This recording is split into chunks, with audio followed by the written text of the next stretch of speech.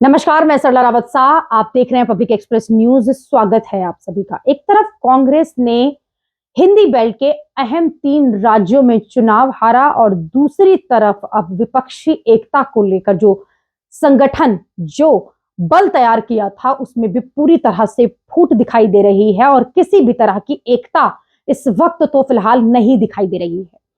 इंडी गठबंधन यानी INDIA गठबंधन जो विपक्ष के अलग अलग पार्टियों ने मिलकर बनाया था। हालांकि जब जून में ये विपक्षी एकता एक साथ हुई थी तो उस वक्त लग रहा था कि इस विपक्षी एकता में कई सारे बड़े चेहरे शामिल हैं और ये बड़ा कुछ करेंगे और एक मंच साझा करते हुए एक साथ तस्वीरें भी हम सबने देखी थी। लेकिन एक के बाद एक जिस तरह से हालात बदले, राजनीति बदली और राजनीति का चेहरा बदला, एक एक नाम पीछे हटते हुए भी दिखाई दे। क्योंकि कहीं ना कहीं किसी दल की किसी दल से नहीं बनती है, कहीं ना कहीं किसी दल के साथ किसी दल का विपक्षी रंजिश जो है वो आपस में साफ तौर पर दिखाई दे रही है। और यही कारण है कि इस दल में जो 24-25 अलग अलग पार्टियां मिली हुई थी वो अब कहीं ना कहीं टूटती हुई दिखाई दे रही है।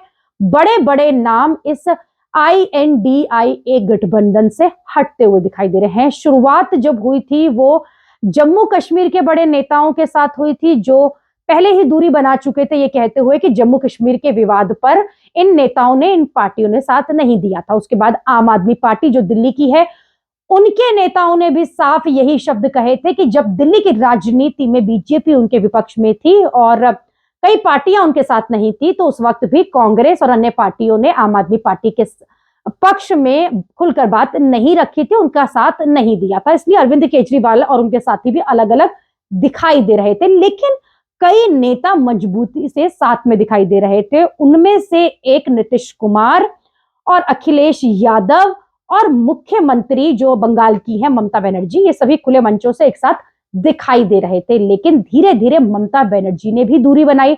लेकिन जब इन 3 राज्यों का चुनाव का रिजल्ट आया जिसमें कांग्रेस को भारी हार का सामना करना पड़ा तो अब साफ तौर पर दिखाई दे रहा है कि अन्य महत्वपूर्ण विपक्षी दल भी इस INDIA गठबंधन में दिलचस्पी नहीं ले रहे हैं। इसलिए 7 दिसंबर को होने वाली इस गठबंधन की खास मीटिंग जो दिल्ली में होने वाली थी उसमें अब कई बड़े चेहरे आपको नहीं दिखाई देंगे। दूसरी तरफ यह भी कहा जा रहा है कि 7 दिसंबर को होने वाली मीटिंग फिलहाल स्थगित कर दी गई है और अगले हफ्ते ये मीटिंग होगी।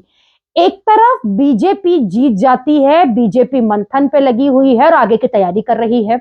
दूसरी तरफ जहां हारे हुए नेताओं को, हारे हुए विपक्ष को मंथन करना चाहिए था, उनके राहुल गांधी विदेश यात्रा पर निकल जाते हैं और मंथन करने के लिए जिस दिन मीटिंग बुलाई गई और जिस दिन नेताओं को बुलाया गया विपक्ष के, तो इनमें सहमति ही नहीं बन पा रही है और सारा विपक्ष एक साथ जो है विपक्ष वो नहीं हो पा रहा है। तो कहीं ना कहीं ये विपक्ष जो INDIA गठबंधन बनाया गया था वो साफ तौर पर टूटता, छुटता और एक साथ नहीं दिखाई दे रहा। इसका सीधा सीधा फायदा 2024 के चुनाव में बीजेपी को होने वाला है। कहीं ना कहीं किरकिरी इस वक्त विपक्ष की साफ तौर पर दिखाई दे रही है, क्योंकि जब कांग्रेस के आला कमान बुलाते हैं मीटिंग के लिए कई नेता साफ मना कर देते हैं, साफ इनकार कर देते हैं। हालांकि अब ये कहा जा रहा है कि नीतीश कुमार को मनाने के लिए लालू यादव उनके पीछे लग गए हैं और लालू यादव की तरफ से ये कहा जा रहा है कि इस मीटिंग के लिए वो नीतीश कुमार को मनाएंगे और उन्हें दिल्ली लेकर